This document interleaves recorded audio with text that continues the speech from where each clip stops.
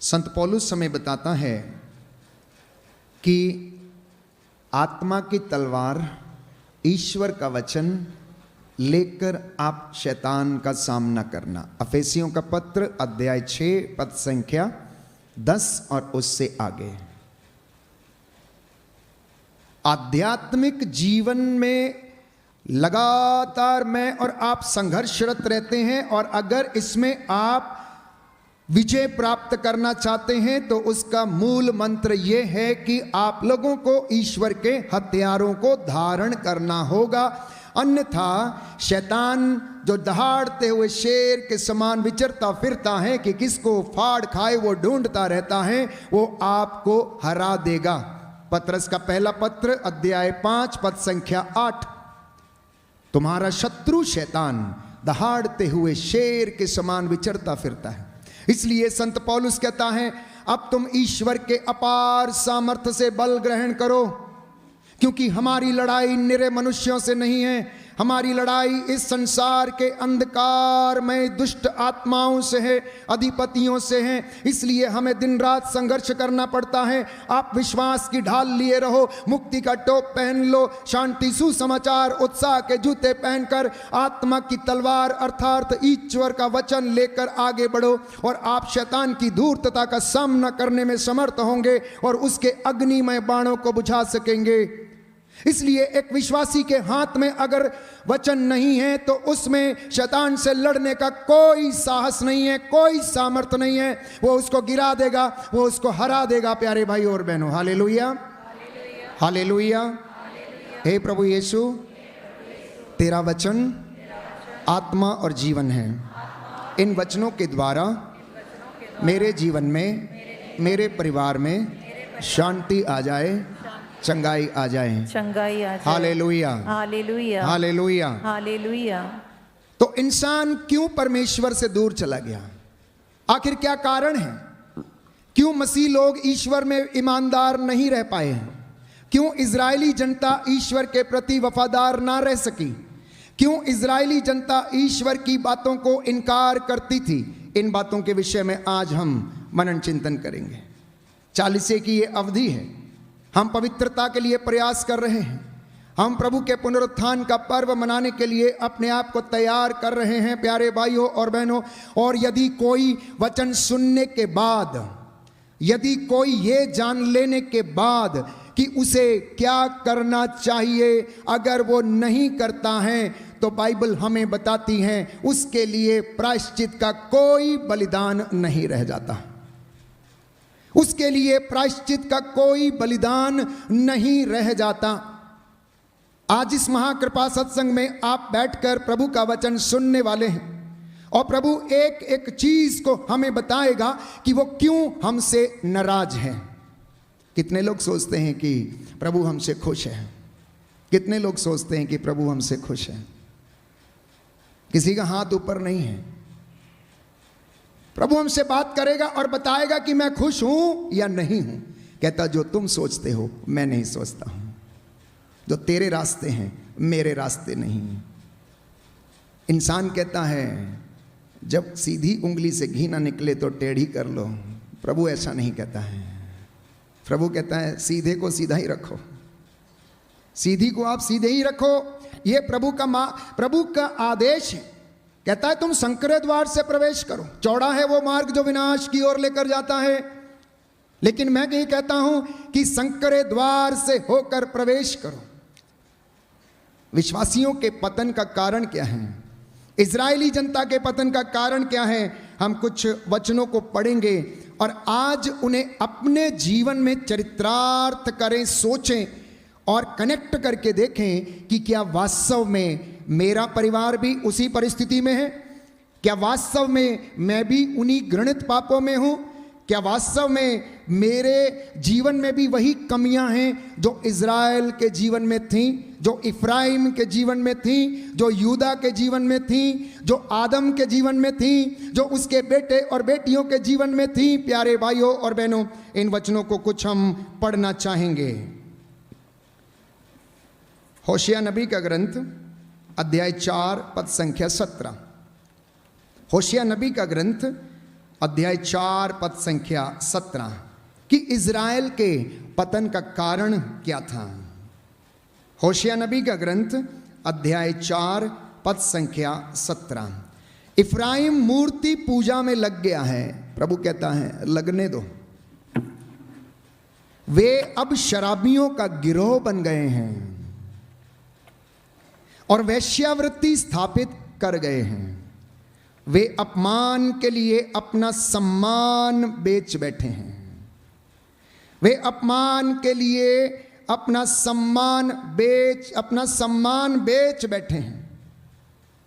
अध्याय 5 पद संख्या 5 और उससे आगे। इज़राइल का अक्खड़पन उसके अपने विरुद्ध साक्षी दे रहा है। इफ्राइम का अधर्म उसे ठोकर खिलाएगा, यूदा भी उसके साथ गिरेगा। वे अपने गाय बैल भेड़ बकरियों को लेकर प्रभु की खोज में निकलेंगे, पर वे उसे नहीं पा सकेंगे क्योंकि वह उनसे ओझल हो गया है। इज़राइल का दूसरा पाप। इफ्राइम कौन था? 12 वंशों में एक वंश इफ्राइम का वंश था प्यारे भाइयों और बहनों, जिसे परमेश्वर ने अपने लिए नियुक्त किया था, लेकिन वो भी ईश्वर की आज्ञा पर चलने के लिए तैयार नहीं था। और कहता है इफ्राइम के पापों की गठरी जो है वो बंधी हुई है। और लिखा है इफ्राइम अत्याचार कर रहा है। पद संख्या 11 अध्याय 5 होशिया नबी का ग्रंथ पद संख्या 11। इसलिए मैंने कहा बाइबल लेकर आप आते तो आपको एक एक वचन पढ़ने को मिलता अपने हाथ में। फिलहाल आज आप सुनिए, कल आप अपने हाथ में बाइबल लेकर जरूर आइएगा। इफ्राइम अत्याचार कर रहा है और न्याय का गला घोंट रहा है। वो हाथ धोकर मिथ्या लाभ के पीछे पड़ा हुआ है। अच्छा, मेरे चलते इफ्राइम कीड़े से खाए गए कपड़े जैसे जीर्ण हो गया और यूदा का घराना सड़ गया है। Hallelujah, hallelujah, hallelujah. हे प्रभु यीशु, हे प्रभु आपके वचन आपके आत्मा और जीवन है। आत्मा और जीवन इन वचनों के द्वारा मुझे चंगाई प्रदान कीजिए। मुझे चंगाई प्रदान। Hallelujah, hallelujah, hallelujah, hallelujah. अध्याय 5 पद संख्या 3 और उससे आगे। मेरी दृष्टि इफ्राइम पर रही है और मैं इज़राइल का लिहाज करता आया हूं, पर इफ्राइम तुम वेश्या बन गए हो और इज़राइल तुम भी भ्रष्ट हो गए हो। इफ्राइम तुम वेश्या बन गए हो, इज़राइल तुम भ्रष्ट हो गए हो। वे अपनी करतूतों में जकड़े रहकर प्रभु के पास लौट नहीं सकते। वैश्यावृत्ति ने तो उन पर ऐसी मोहिनी डाल रखी है कि वे प्रभु ईश्वर से अनभिज्ञ रहते हैं। वे प्रभु ईश्वर से अनभिज्ञ रहते हैं। इज़राइल के 12 वंश जिनको प्रभु ने चुना और नियुक्त किया और उनको जिम्मेदारियां दी। इज़राइल जिसका अर्थ है आशीर्वाद, इज़राइल जिसका अर्थ है चुनी हुई प्रजा। वो कहता है आप लोग वो चुनी हुई प्रजा हैं। मैंने तुम्हें मित्र कहकर बुलाया है, दास कहकर नहीं बुलाया है। इसलिए तुम मेरा घर बनाओ और मैं तुम्हारा बनाऊंगा। बोलिए आमेन। कहता है इफ्राइम, इज़राइल तू अपने ही कामों में पड़ा रहकर अपना घर बनाने की कोशिश में लगा हुआ है। तूने मेरा घर नहीं बनाया है। इसलिए मैं हमेशा पूछता हूं, आप लोगों में से कितने लोगों ने अपने घर बनाए हैं? बनाए हैं नहीं बनाए हैं? बनाए हैं, बनाए हैं। हाथ किसी के ऊपर नहीं है। बनाए हैं नहीं बनाए हैं? प्यारे भाई और बहनों, प्रभु कह रहा है इनके मकान बने हैं, इनसे कहो इनका घर आज तक नहीं बना है। इनके मकान बने हैं, घर नहीं बने हैं, क्योंकि मकान ईंट पत्थरों से और सीमेंट से बनता है, लेकिन घर प्यार से बनता है, प्रार्थना से बनता है, वफादारी से बनता है, सहनशीलता से बनता है, प्रेम से बनता है, एक दूसरे का आदर सम्मान करने से बनता है, एक दूसरे के प्रति आत्मसमर्पण से, त्याग से घर बनते हैं, ईंट पत्थरों से मकान बनते हैं। और हग्गाई नबी के ग्रंथ में प्रभु का वचन कहता है कि मेरा घर टूटा फूटा पड़ा है और ऐसे समय में तुम आलीशान घरों में रहने की कैसे सोच सकते हो। हग्गाई नबी का ग्रंथ अध्याय 2 प्यारे भाइयों और बहनों, सुंदर वचन है। प्रभु हमें बता रहा है कि मेरा घर टूटा फूटा पड़ा है और ऐसे समय में तुम आलीशान बंगलों में रहने के लिए कैसे सोच सकते हो। Hallelujah, hallelujah. यीशु की स्तुति हो, यीशु को धन्यवाद। यीशु को हे धन्यवाद। प्रभु यीशु, हे प्रभु मेरे यीशु, घर में आ जाइए मेरे घर में आ जाइए और निवास कीजिए। और निवास hallelujah, hallelujah, hallelujah, hallelujah, hallelujah, hallelujah, hallelujah, hallelujah, hallelujah. Hallelujah. नबी हग्गाई का ग्रंथ अध्याय 1, क्षमा चाहूंगा, अध्याय 1। प्यारे भाइयों और बहनों, प्रभु का वचन हमें बताता है कि विश्वमंडल का प्रभु ये कहता है, तुम अपनी स्थिति पर विचार करो, पहाड़ी प्रदेश जाकर लकड़ी ले आओ और मंदिर फिर बनाओ, मैं उससे प्रसन्न होऊंगा और उसमें अपनी महिमा प्रकट करूंगा। अध्याय 1 पद संख्या 5। इसलिए विश्वमंडल का प्रभु ये कहता है, तुम अपनी स्थिति पर विचार करो, तुमने बहुत बोया किंतु कम लुनते हो, तुम बहुत खाते हो किंतु तुम्हें तृप्ति नहीं मिलती, तुम पीते हो किंतु तुम्हारी प्यास नहीं बुझती, तुम कपड़े पहनते हो किंतु तुम्हारा शरीर गर्म नहीं होता। मजदूर अपना वेतन तो पाता है किंतु उसे छेद वाली थैली में डालता है। जानते हैं क्यों? जानते हैं क्यों? क्योंकि ईश्वर के रहने का घर अभी तक नहीं बना है। और वो वचन कहता है अध्याय 1 पद संख्या 2 में, यह विश्वमंडल के प्रभु की वाणी है। ये राष्ट्र कहता है कि अभी प्रभु के मंदिर के पुनर्निर्माण का समय नहीं आया, किंतु नबी हग्गाई के माध्यम से प्रभु की वाणी सुनाई पड़ी, जब ये मंदिर टूटा फूटा पड़ा है तो ये क्या समय तुम लोगों के लिए अच्छी तरह आच्छादित घरों में रहने का है। और संत पौलुस इसके विषय में प्यारे भाइयों और बहनों हमें बताता है कि वो मंदिर मैं और आप हैं, वो मंदिर हमारा शरीर है, वो मंदिर ईश्वर का जो मंदिर है वो हमारा हृदय है। कुरिन्थियों के पहले पत्र अध्याय 3 पद संख्या 16 में, क्या तुम नहीं जानते कि तुम्हारा शरीर ईश्वर का मंदिर है? क्या तुम नहीं जानते कि तुम्हारा हृदय पवित्र आत्मा का मंदिर है? और अगर किसी हृदय में अशुद्धता है, बुरे विचार हैं, अश्लीलता है, बुराई है, लालच है, लोभ है, तो क्या आप सोचते हैं कि प्रभु वहां रहेगा क्या? क्योंकि वो तो पवित्रता में निवास करने वाला परमेश्वर है, वो पाक है, उसका नाम पाक है, वो पवित्र है, उसका नाम पवित्र है। और इंसान ना जाने कितनी बार दिन में सुबह से लेकर शाम तक अपने इस हृदय को दूषित कर लेता है। इसलिए परमेश्वर कहता है, वचन हमें बताता है, तुम अपने हृदय की देखभाल बड़ी सावधानी से करना, क्योंकि बुरे और अच्छे विचार दोनों हृदय से आते हैं। और इस विषय में प्यारे भाइयों और बहनों, याकूब आपको याद दिलाता है कि एक ही जुबान से मीठे और कड़वे फल नहीं निकल सकते, दोनों में से एक चीज निकलनी चाहिए। इसलिए संत याकूब कहता है कि तुम्हें अपनी जीभ पर नियंत्रण रखने की आवश्यकता है। Hallelujah, hallelujah. यीशु की स्तुति हो, यीशु को धन्यवाद, यीशु की आराधना हो, यीशु की महिमा हो, यीशु को धन्यवाद, यीशु को धन्यवाद। तो इज़राइल का पाप इतना ज्यादा घृणित था प्यारे भाइयों और बहनों कि ईश्वर उसे बार बार याद दिलाता रहा, चेतावनी देता रहा, लेकिन वो लौटने को तैयार नहीं था। कुछ और वचन हम पढ़ना चाहेंगे। ये वचन हमें याद दिला रहे हमारी अपनी ही परिस्थिति पर विचार करने के लिए, क्योंकि इंसान तब तक सच्चा प्रायश्चित नहीं कर सकता जब तक कि उसे ये मालूम ना हो कि कौन सी बात ईश्वर के विरुद्ध है और किन बातों से हम उसे अप्रसन्न करते हैं। जब वचन हमें इस विषय में बताता है तो तब व्यक्ति सच्चा हृदय से प्रायश्चित करता और उसके जीवन में मुक्ति, शांति, उन्नति हर तरीके से आती है। एक वचन पढ़ूंगा आपके लिए, आमोस नबी का ग्रंथ अध्याय 4 पद संख्या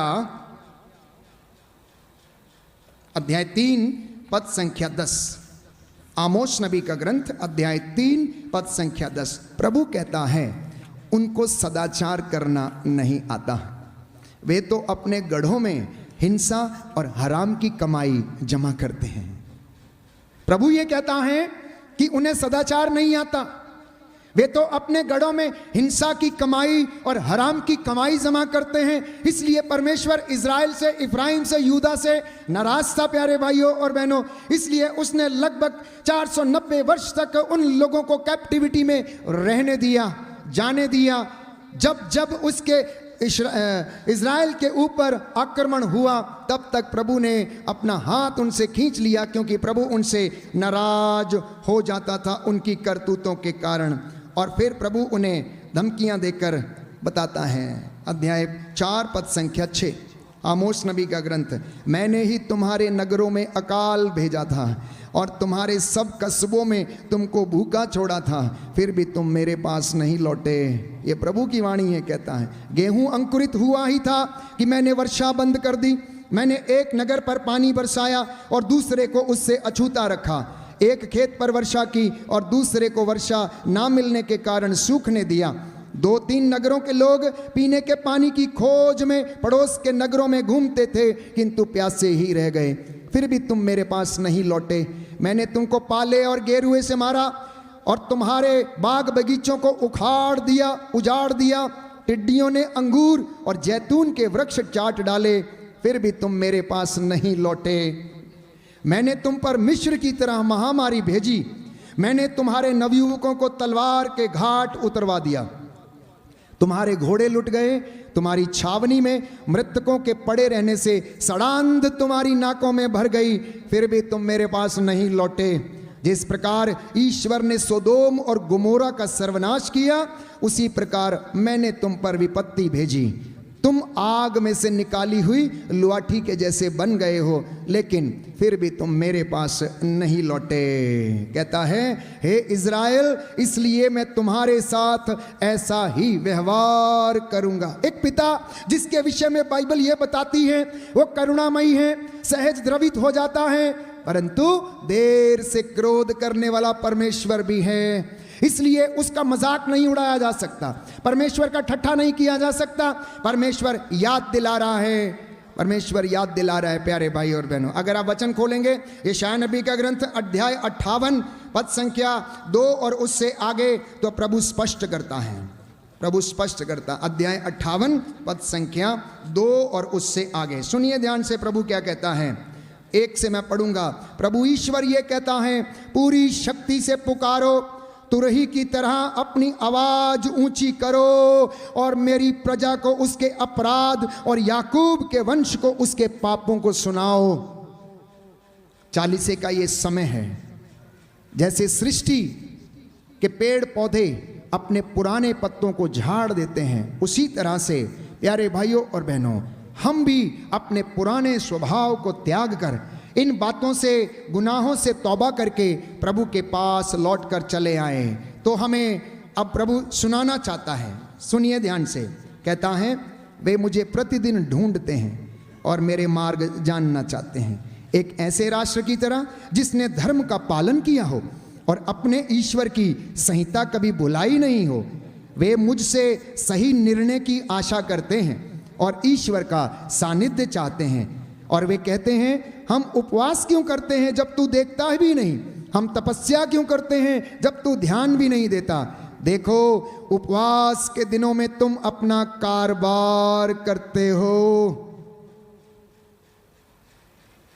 प्रभु कह रहा है, उपवास के दिनों में तुम अपना कारोबार करते हो। वास्तव में उपवास के दिन हमें प्रभु की उपस्थिति में रहने की आवश्यकता है। उप मतलब उपस्थिति, वास मतलब निवास, उसमें निवास करना, प्रभु की उपस्थिति में निवास करना।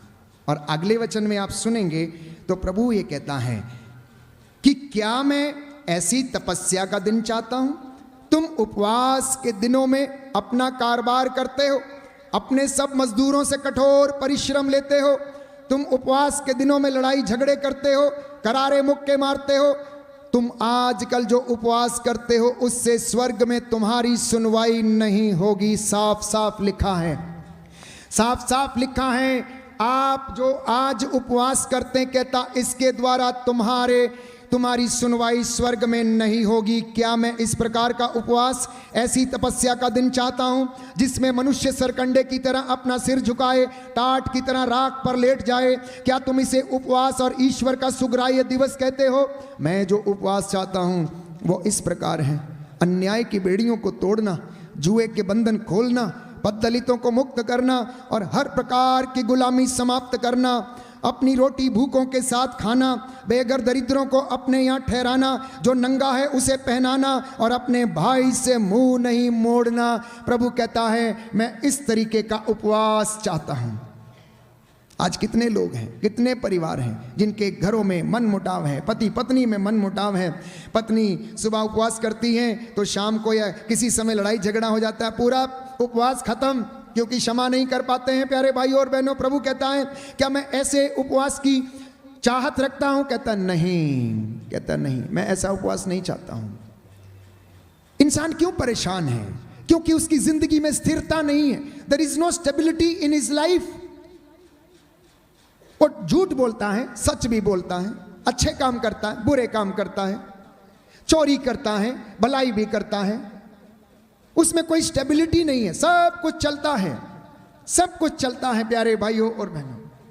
तो परमेश्वर मसीहों से, जो चुने हुए लोग हैं, जो उसका नाम धारण करके उसके पास लौट कर आते हैं, आज हमें इन तमाम बातों को सुनाकर फिर से हमें वापस बुलाना चाहता है और गले से लगाना चाहता है। प्यारे भाइयों और बहनों, उड़ाऊ पुत्र को अपने पिता का व्यवहार पसंद नहीं आया, उसे पिता की बातें पसंद नहीं आई, पिता की जमीन जायदाद, उसका रहना सहना, उसकी दुआ प्रार्थना, उसकी धार्मिकता पसंद नहीं आई। और एक दिन नौजवान नवयुवक कहने लगा अपने पिताजी से, पिताजी आप मेरा हिस्सा दे दो, मैं अब इतना यहाँ पर रहना नहीं चाहता।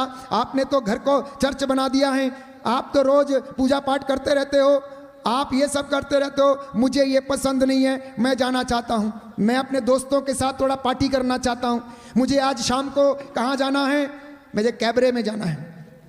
मेरे भी तो मित्र हैं, मुझे भी कोई आज़ादी है, मुझे भी आप पैसा देंगे या नहीं देंगे? मैं अपने दोस्तों के साथ थोड़ी सी मस्ती करना चाहता हूँ। और वो छोड़कर चला गया। और जानते हैं पिता का घर छोड़ के जाने का अंजाम क्या था? अब आप वचन कनेक्ट करिए। आमोस नबी के ग्रंथ से हम वचन पढ़ रहे थे, मैंने ही उनके देश पर अकाल भेजा, महामारी भेजी। जब उड़ाऊ पुत्र पिता से रूठ कर चला गया, संपत्ति लेकर चला गया, तो परमेश्वर ने उस जगह पर अकाल भेज दिया।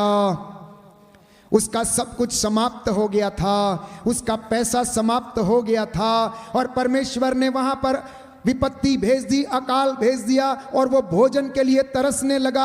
एक व्यक्ति के यहाँ पर उसे काम मिला, और सूअर चराने का काम मिला। जो फलियां सूअर खाते थे, उन्हीं फलियों को खाकर उसे अपना पेट भरना पड़ता था। और बाइबल हमें बताती है कि परमेश्वर ने उसके ऊपर विपत्ति आने दी। और एक दिन उसे याद आया और वो कहने लगा, प्यारे भाई और बहनों, मैं यहाँ नहीं रह सकता, ये जगह मेरे लिए नहीं है, क्योंकि मेरे पिता के घर में सैकड़ों लोग भरपेट भोजन खाते हैं और मैं यहाँ भूखा मर रहा हूँ। यही हाल होता है ईश्वर से दूर चले जाने का। यही हाल होता है ईश्वर से दूर चले जाने का प्यारे भाइयों और बहनों।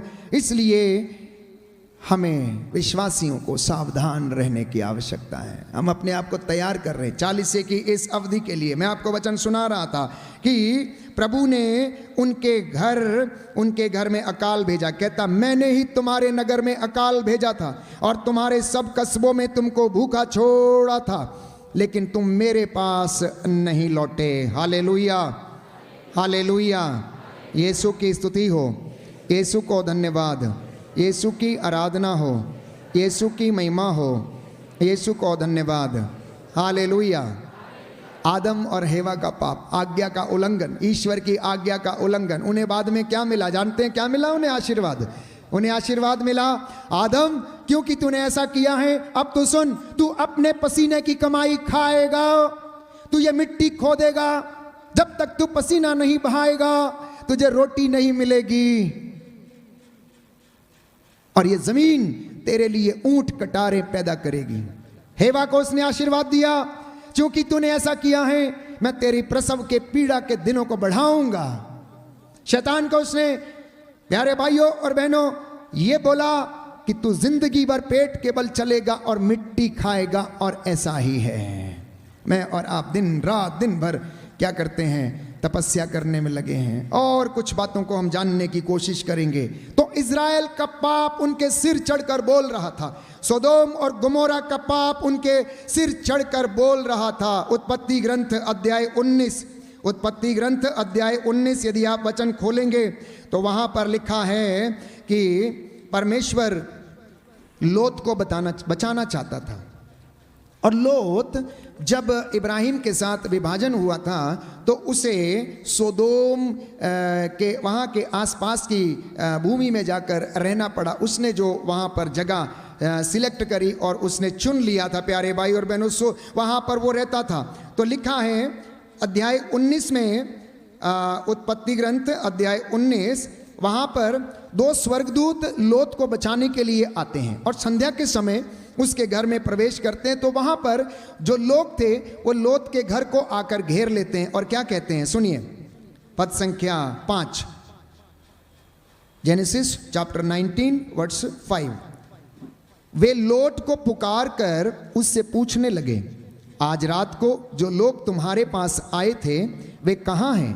उन्हें हमारे पास बाहर लाओ कि हम उनका भोग करें, हम उनका भोग करें। सोदोम और गमोरा का पाप सिर चढ़कर बोल रहा था। पुरुष पुरुषगामी बन चुका था, स्त्री स्त्रीगामी बन चुकी थी। वैश्यावृत्ति और अपने ही कुटुंब में व्यभिचार जो था सोदोम के सिर पर चढ़कर बोल रहा था। और लोत के पास ये लोग आकर कहते हैं, वो 2 आदमी जो तुम्हारे घर में ठहरे उन्हें हमको दे दो ताकि हम उनके साथ क्या करें, भोग करें। क्या आज ये सब दुनिया में नहीं है? क्या हमारे आसपास में ये परिस्थिति नहीं है? क्या ये सब पाप दुनिया में नहीं है? प्यारे भाइयों और बहनों, मसीही जीवन एक चुनौती है। Christian life is a challenge.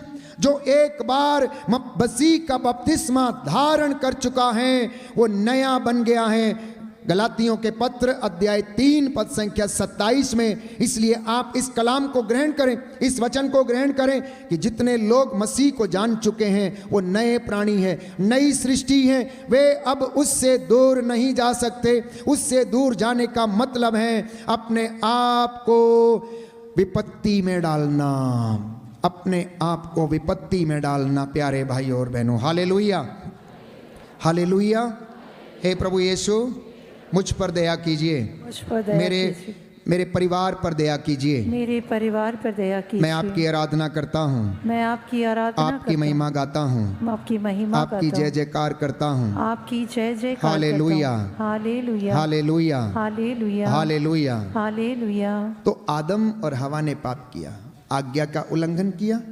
और पाप, प्रवक्ता ग्रंथ कहता है, विपत्ति जो है वो पीछा करती है। विपत्ति क्या करती है? पीछा करती है। इसने पीछा नहीं छोड़ा। वो आज्ञा के उल्लंघन से जो श्राप गिरा वो काइन के ऊपर गिर गया। और काइन क्या कर बैठा? पाप कर बैठा। कौन सा पाप कर बैठा? अपने भाई की हत्या कर दी उसने अपने भाई की हत्या कर दी। इसलिए संत योहन के पहले पत्र में हम वचन में पढ़ते हैं, प्यारे भाइयों और बहनों, जो अपने भाई से बैर करता है वो हत्यारा है। और तुम लोग जानते हो कि हत्यारे में जीवन नहीं है, हत्यारे में जीवन नहीं है। इसलिए तुम लोग मेरे पास लौट कर चले आओ और मैं तुम्हें उन्नति प्रदान करूंगा, और मैं तुम्हें उन्नति प्रदान करूंगा। इतना ही नहीं, मूर्ति पूजा का पाप मैंने कहा इंसान के सिर चढ़कर इज़राइल में बोल रहा था। इसलिए परमेश्वर बार बार उन्हें क्या करता है? चेतावनी देता है और बुलाता है। कहता है योएल नबी का ग्रंथ अध्याय 2 पद संख्या 12, अब तुम लोग उपवास करो, राह और रोते तथा शोक मनाते हुए पूरे हृदय से मेरे पास लौट कर आओ। अपने वस्त्र फाड़ कर नहीं बल्कि हृदय से पश्चाताप करो और अपने प्रभु ईश्वर के पास लौट कर आओ, क्योंकि वह करुणामयी है, दयालु है, अत्यंत सहनशील और दया सागर है। और वह सहज ही द्रवित हो जाता है। क्या जाने वह द्रवित हो जाए और तुम्हें आशीर्वाद प्रदान करे। तब तुम लोग अपने प्रभु ईश्वर को बलि और तर्पण चढ़ाओ। बोलिए आमेन। दाहिना हाथ उठाकर वचन दोहराएंगे। प्रभु कहता है प्रभु कहता है अब तुम लोग उपवास करो, अब तुम लोग उपवास रोते करो, तथा शोक मनाते हुए रोते तथा शोक पूरे मनाते हृदय से पूरे हृदय मेरे से पास लौट आओ। मेरे पास लौट अपने आओ। वस्त्र फाड़ कर नहीं अपने वस्त्र फाड़ कर बल्कि हृदय से पश्चाताप करो बल्कि हृदय से पश्चाताप और करो अपने प्रभु ईश्वर के पास लौट आओ, और अपने प्रभु ईश्वर के पास लौट क्योंकि आओ, वह करुणामयी है, क्योंकि वह करुणामय है, दयालु, दयालु, अत्यंत सहनशील सहनशील और दया सागर है, और दया सागर और है, वह सहज ही द्रवित हो जाता है। और सहज ही द्रवित हो क्या जाता जाने वो द्रवित हो जाए क्या जाने वो द्रवित और हो तुम्हें जाए आशीर्वाद प्रदान करे। और तुम्हें आशीर्वाद तब प्रदान तुम लोग करे। और तब तुम लोग अपने प्रभु ईश्वर को अपने प्रभु ईश्वर को बलि तथा बलि चढ़ा तर्पण चढ़ाओ। अर्पण चढ़ाओ। हालेलुया। हालेलुया। तो प्रभु ईश्वर दयालु ईश्वर है। प्यारे भाई और बहनों, हमारी जिंदगी में अनेक समस्याएं आती हैं, हम ट्रांजिशन पीरियड से होकर गुजरते हैं। कई बार हम चाहते हैं कि ऐसा हो, लेकिन ऐसा नहीं होता। तो अगर आप विश्वास करते हैं बाइबल के एक एक वचन पर, तो प्रभु कहता है मैंने इनके घर में सूखा भेज दिया, मैंने इनके देश में अकाल भेज दिया, क्योंकि ये मुझसे बड़े होना चाहते हैं, ये मुझसे बड़े होना चाहते हैं, ये मेरे रहस्यों को जानना चाहते हैं। परमेश्वर प्यारे भाइयों और बहनों, आपसे और मुझसे अपनी आत्मा को वापस चाहता है। क्या चाहता है? अपनी आत्मा को वापस चाहता है। यदि आप उत्पत्ति ग्रंथ अध्याय 2 खोलेंगे तो उसमें लिखा हुआ है कि ईश्वर ने मिट्टी का पुतला गढ़ा और उसके नथुनों में प्राण वायु फूंक दिया। उसके नथुनों में क्या कर दिया? प्राण वायु फूंक दिया, और इस प्रकार मनुष्य एक सजीव तत्व बन गया। और इस प्रकार मनुष्य एक सजीव तत्व बन गया। मतलब मेरी और आपकी सांसें ये उद्धार की सांसें हैं, ये आपको दी गई हैं, और परमेश्वर इसे अपने लिए वापस चाहता है। इसलिए बाइबल हमें बताती है कि क्या धर्म ग्रंथ अकारण ये कहता है कि जिस जीव का समावेश परमेश्वर ने हमारे अंदर किया है वो उसे अपने लिए वापस चाहता है। इसलिए स्तोत्रकार कहता है मेरी आत्मा हिरणी जैसे जलधारा के लिए प्यासी तड़पती रहती है, तेरे लिए तड़पती है। जब तक कि वो इस शरीर से आज़ाद ना हो जाए तब तक वो क्या करती है? तड़पती रहती है, क्योंकि हम उसे उसके पास वो जाना चाहती है। शरीर तो मिट्टी का है तो मिट्टी में जाएगा, लेकिन आत्मा प्यारे भाइयों और बहनों परमेश्वर की ओर से आपके अंदर डाली गई है और उसे परमेश्वर अपने लिए चाहता है। इसलिए शैतान उस आत्मा के विनाश के पीछे लगा रहता है कि कैसे इनकी आत्माओं का विनाश किया जाए, क्योंकि उसको मालूम है शरीर को तो वो बचा नहीं सकते, क्योंकि शरीर मिट्टी है तो इसे मिट्टी में जाना है। एक चीज बचाई जा सकती है और वो है आत्मा, और उसका अधिकार किसको है? पिता ईश्वर को, क्योंकि बाइबल हमें बताती है यीशु ने कहा तुम उससे डरो जिसे आत्मा को मारने और जिलाने का अधिकार है, तुम उससे डरो। हालेलुया, हालेलुया, यीशु की स्तुति हो, यीशु को धन्यवाद, यीशु की आराधना हो, यीशु की महिमा हो, यीशु को धन्यवाद, यीशु को धन्यवाद। Hallelujah, hallelujah, hallelujah, hallelujah, hallelujah, hallelujah, hallelujah. Hallelujah. एक और बात हम पढ़ेंगे होशिया नबी के ग्रंथ से अध्याय 13 पद संख्या 1 से। जब इफ्राइम का स्वर सुनाई देता था तो सब लोग कांप उठते थे, वह तो महान ही था, किंतु बाल देवता की पूजा करके उसने अपराध किया और इससे वह मृत्यु को प्राप्त हो गया, और अब उनका पाप बढ़ता ही जा रहा है। वे ढली मूर्तियां मनुष्यों की कृतियां बनाते, चांदी से कुशल कारीगर उन्हें गढ़ते हैं। वे कहते हैं कि इनकी पूजा करो। मनुष्य बछड़ों की मूर्तियां चूमते हैं, इसलिए वे प्रातःकाल के कोहरे की तरह और ओस की बूंदों की तरह लुप्त हो जाएंगे। खलिहान से उड़ाए गए भूसे के समान या खिड़की से निकलने वाले धुएं के समान वे विलीन हो जाएंगे। परमेश्वर का दुख इतना गहरा है, जब वो अपने हाथ से बनाए गए मनुष्य को देखता है तो वो प्यारे भाइयों और बहनों इस बात को सहन नहीं कर पाता है कि ये डालियां जंगली कैसे हो गई, कैसे जंगली हो गई। मैंने तुमको एक अच्छी दाखलता के रूप में मैंने तुम्हें क्या किया था, बनाया था। एक सुंदर गीत हम गाते हैं, 2 लाइनें हम गाएंगे प्यारे भाइयों और बहनों, और इस वक्त अपने आप पर हम मनन चिंतन करें कि प्रभु ये कह रहा है कि मैंने तो एक अच्छी दाखलता के रूप में तुम्हें लगाया था, ये डालियां जंगली कैसे हो गई हैं। इसलिए जो ईश्वर ने रोपा नहीं है प्यारे भाइयों और बहनों, बाइबल कहती है वो उखाड़ दिया जाएगा, जीवन का ये तंबू उखाड़ दिया जाएगा। इसलिए विश्वासियों को परमेश्वर के पास लौटने की आवश्यकता है।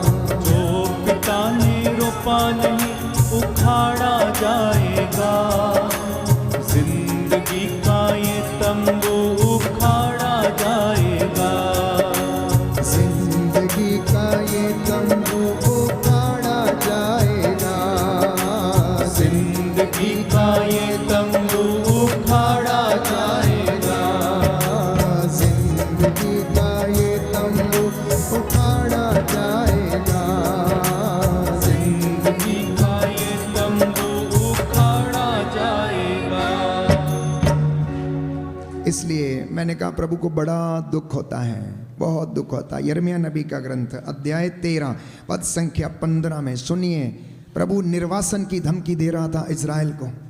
निर्वासन का मतलब उन्हें प्यारे भाई और बहनों वहां से निकाल देने का, कि वे तुम्हें आएंगे और लूट लेंगे और चले जाएंगे, वो तुम पर आक्रमण करेंगे। लिखा है, ध्यान लगाकर सुनो, घमंड मत करो, क्योंकि यह प्रभु की वाणी है।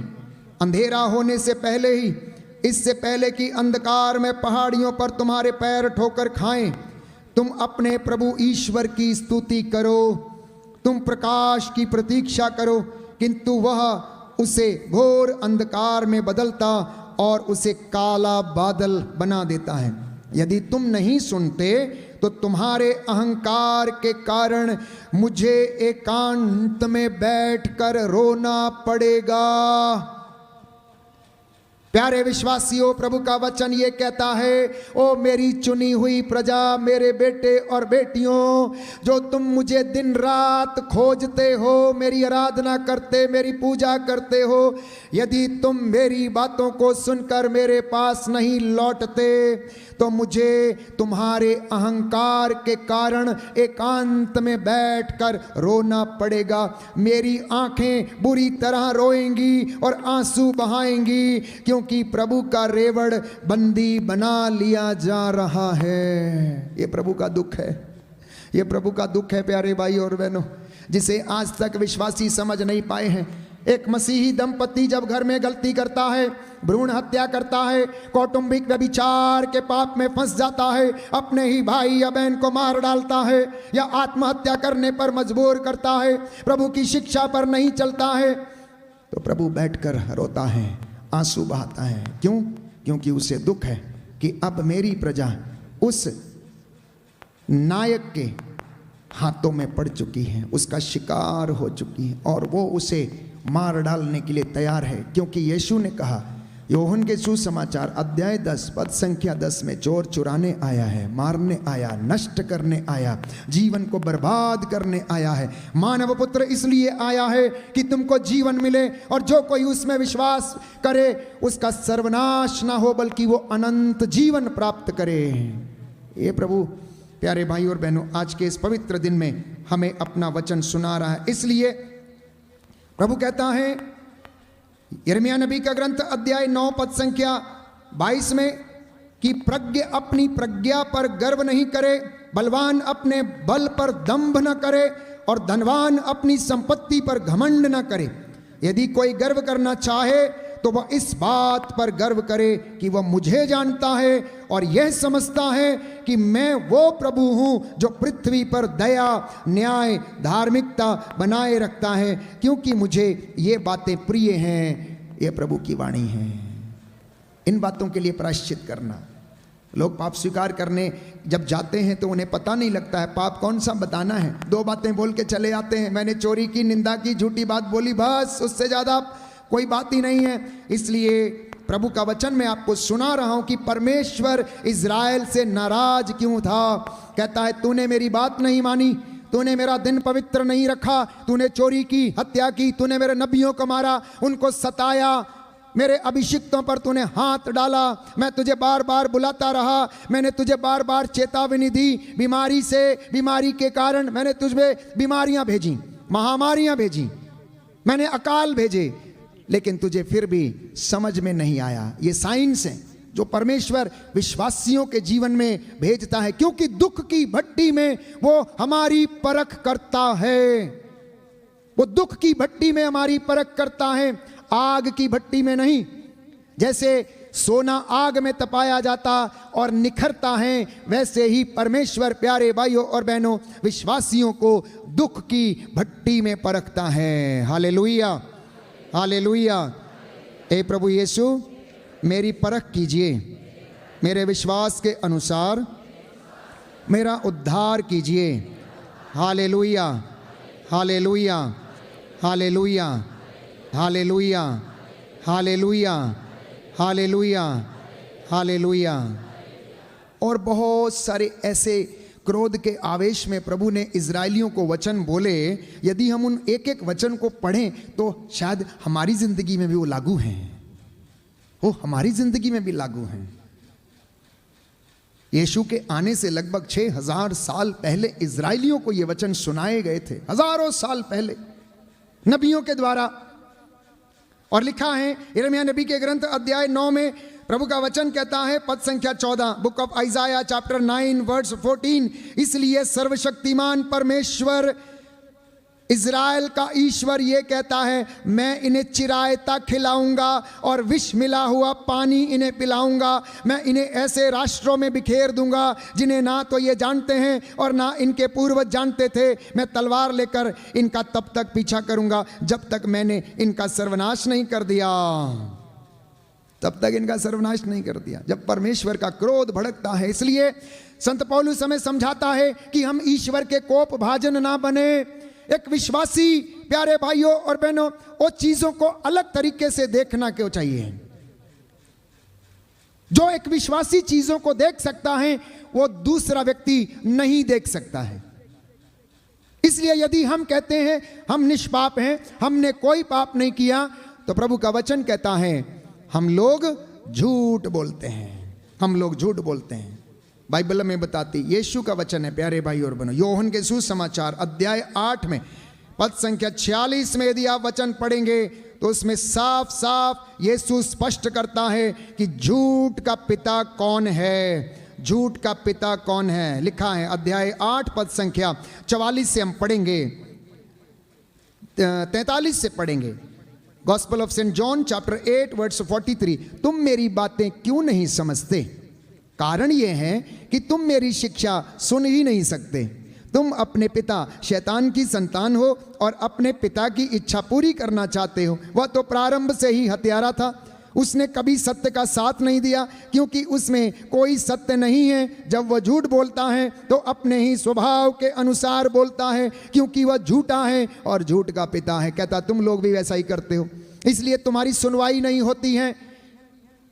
इन बातों के लिए प्रायश्चित करना है, इन बातों के लिए प्रायश्चित करना है। प्यारे भाइयों और बहनों, बाइबल कहती है कि हम अपनी ही दुष्टता का दंड भोगते हैं। हम में से बहुत सारे लोग बीमार हैं। मैं जगह जगह जाता हूं वचन सुनाने के लिए और लगभग हर दिन बहुत सारे लोग फ़ोन करते हैं काउंसलिंग के लिए और अपनी अपनी व्यथा को सुनाते हैं। तो जब उनकी व्यथा को सुनते हैं तो प्यारे भाई और बहनों बड़ा दुख होता है, बड़ा दुख होता है कि प्रभु आखिर इनकी ज़िंदगी में इतना दुख क्यों है, इतनी चिंता परेशानी बेरोजगारी क्यों है, रहने के लिए छत नहीं है, खाने के लिए भोजन नहीं, पहनने के लिए कपड़ा नहीं है। प्रभु आखिर ऐसा क्यों है, इनकी पीड़ा का अंत क्यों नहीं होता? तो यिर्मयाह ने कहा कि प्रभु मेरा दुख का अंत क्यों नहीं होता, मेरी पीड़ा का अंत क्यों नहीं होता है? तो प्रभु कहता है ए यिर्मयाह, ओ यिर्मयाह तू अपने शब्द वापस ले, तू अपने शब्द वापस ले। क्योंकि यिर्मयाह लगातार अपनी माँ के गर्भ को कोस रहा था और कहता था कि मैं पैदा ही क्यों हुआ, क्या मुझे इतना दुख यहाँ पर सहने के लिए तू मुझे इस जिंदगी में लाया? हाँ, परमेश्वर उससे नाराज होता है और बाइबल हमें इसका जवाब देती है। यिर्मयाह नबी का ग्रंथ अध्याय 2 पद संख्या 19 हमारे दुखों का कारण क्या है, सुनिए ध्यान से। बुक ऑफ यिर्मयाह चैप्टर 2 वर्स 19, तुम्हारी दुष्टता तुमको दंड देती है, तुम्हारा विश्वासघात तुमको मारता है। इस पर विचार करो और जान लो कि अपने प्रभु ईश्वर का परित्याग करना और मुझ पर श्रद्धा नहीं रखना तुम्हारे लिए कितना दुखद और कटु है। यह सर्वशक्तिमान प्रभु ईश्वर की वाणी है। ये जवाब है। अगर मैं कहूं कि प्रभु मेरी विपत्ति का अंत क्यों नहीं, प्रभु मेरी बीमारी का अंत क्यों नहीं, प्रभु मेरी बेरोजगारी का अंत क्यों नहीं, प्रभु मुझे सफलता क्यों नहीं मिलती, प्रभु मैं कष्ट में क्यों रहता हूं, तो परमेश्वर हमसे बात करता है और कहता है कि तुम्हारी दुष्टता तुम्हें दंड दे रही है। मैं नहीं चाहता कि तुम्हें दंड दूं, मैं नहीं चाहता। इसलिए स्तोत्रकार इस बात को स्पष्ट करता है। अध्याय 41 book of Psalms chapter 41, book of Psalms chapter 41 प्यारे भाइयों और बहनों, प्रभु का वचन सुंदर तरीके से हमें यह बताता है कि प्रभु उसे रोग शैया पर सांत्वना देता और उसका बिस्तर बदलता है। प्रभु उसे रोग शैया पर सांत्वना देता और रोग शैया पर उसका बिस्तर बदलता है। और इसी के साथ प्रभु कहता है तुम में से कुछ लोग अपने ही कुकर्मों के कारण बीमार हैं, मेरी वजह से नहीं। कुछ बातें हम और जानना चाहेंगे क्योंकि कल का जो दिन है प्रायश्चित का दिन होगा। इसलिए मैं आज आप लोगों को 40 की इस अवधि में कुछ बातों को बता देना चाहता हूं कि ईश्वर से दूर जाने का मतलब है कि दुखद जीवन, कटु जीवन और विपत्ति ही विपत्ति। प्यारे भाइयों और बहनों, यही वचन नबियों ने, यिर्मयाह ने, यशायाह ने, अलीशा ने, एलिया ने, हग्गाई ने ओबद्याह ने, आमोस ने, होशिया ने यही वचन इजराइलियों को सुनाए। और आज भी प्रभु अपने चुने हुए दासों के द्वारा फिर से उन्हीं शब्दों को दोहरा रहा है और चाहता है कि मेरी प्रजा 21वीं सदी के ये लोग फिर से वही पाप में ना गिर जाएं जैसा कि इजराइली कर रहे थे। तो घृणित पाप जो उनके सिर चढ़कर बोलता था, विधि विवरण ग्रंथ अध्याय 27 मैं कई बार पढ़ चुका हूं प्यारे भाइयों और बहनों, हम इसको फिर से एक बार पढ़ेंगे। विधि विवरण ग्रंथ अध्याय 27 पद संख्या, अध्याय 27 पद संख्या 22 और उससे आगे। विधि विवरण ग्रंथ, विधि विवरण ग्रंथ अध्याय 27 पद संख्या 15 और उससे आगे पढ़ेंगे हम। वह व्यक्ति जो प्रतिमा खोदता या देवमूर्ति ढालता है और उसे छिप कर स्थापित करता है, वह प्रभु की दृष्टि में कारीगर की कृति घृणित है। आगे लिखा है, अभिशप्त है वो जो अपने पिता या अपनी माता का अपमान करता है। आप लोग बच्चे हैं, कितने भी बुजुर्ग क्यों न हो जाएं, आप अपने माता पिता के लिए बच्चे ही रहेंगे। इसलिए अगर कोई व्यक्ति अपने माता पिता का अपमान करता है तो वो ईश्वर की दृष्टि में श्रापित है। बाइबल ऐसा कहती है। अभिशप्त है वो व्यक्ति जो अपने पड़ोसी की मेड़ बदलता, अर्थात उसकी प्रॉपर्टी पे कब्जा करता है या उसकी प्रॉपर्टी को अपनी प्रॉपर्टी में मिला लेता है। प्रभु कहता है वो श्रापित है। अगले वचन में, अभिशप्त है वो व्यक्ति जो अंधे को उसके रास्ते से भटकाता है। अभिशप्त है वो व्यक्ति जो प्रवासी, अनाथ, विधवा और के विरुद्ध अन्यायपूर्ण निर्णय देता है। अभिशप्त है वो व्यक्ति जो अपने पिता की पत्नी के साथ संसर्ग करता है। अभिशप्त है वो व्यक्ति जो किसी भी पशु के साथ गमन करता है। अभिशप्त है वो व्यक्ति जो अपनी बहन के साथ, चाहे अपने पिता या अपनी माता की बेटी हो, प्रसंग करता। अभिशप्त है वो व्यक्ति जो अपनी सास के साथ प्रसंग करता है। अभिशप्त है वो व्यक्ति जो छिपकर अपने पड़ोसी की हत्या करता है। अभिशप्त है वो व्यक्ति जो निर्दोष रक्त बहाने के लिए घूस लेता है। अभिशप्त है वो व्यक्ति जो इस संहिता के शब्दों का आदर और पालन नहीं करेगा। ये लोग श्रापित हैं। इतने पाप की गठरी जो थी सोदोम और गमोरा के सिर पर बंधी हुई थी, इतने पहाड़ी पापों की गठरी इजराइल के सिर पर रखी हुई थी। और आज भी प्यारे भाइयों और बहनों, दुनिया इन तमाम पापों से अछूती नहीं है। वो पाप के बंधनों में वो बंधी हुई है। इन बातों के लिए प्रायश्चित करना, कोई घर का एक व्यक्ति अपने पूरे खानदान के लिए प्रायश्चित कर सकता है। परमेश्वर के सामने घुटना टेक कर, उसके सामने नतमस्तक होकर अपने गुनाहों की और अपने पापों के प्रायश्चित की बलि जो यहाँ पर चढ़ाई जाती है पवित्र यूकरिस्त संस्कार में, उसके द्वारा वो क्या कर सकता है? वो इन पापों के लिए प्रायश्चित कर सकता है। शायद आप लोगों को यह मजाक लगे, लेकिन आप सोच कर देखिए, आप सोच कर देखिए कि किस तरह से ईश्वर का मंदिर घृणित हो गया, किस तरह से यह टूटा फूटा पड़ा है। घर के लोग कौटुंबिक व्यभिचार के कारण बीमार पड़े हुए हैं। कितने ही बच्चे ना जाने ऐसी तमाम अश्लीलता के शिकार हैं।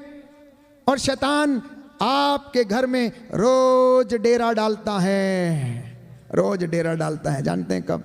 जब आप अकेले में अपने मोबाइल के साथ छेड़ाखानी करते और रहते हैं, वो आपके कमरे में चक्कर लगाने के लिए आता है। नवयुवक, नौजवान, युवतियां, बेटे और बेटियां, बड़े, कई लोग जो रात को अपने मोबाइल के साथ जीवन बिताते और अश्लीलता के शिकार होते हैं, वो शैतान उस वक्त आपके साथ रहता है। सुन लीजिए ध्यान से, आप लोग सुन लीजिए। और अगर नवयुवक और युवतियां इन बातों से परहेज नहीं करेंगे तो उनका जीवन बर्बाद हो जाएगा। आदम को उसने सेब दिखाया था ना।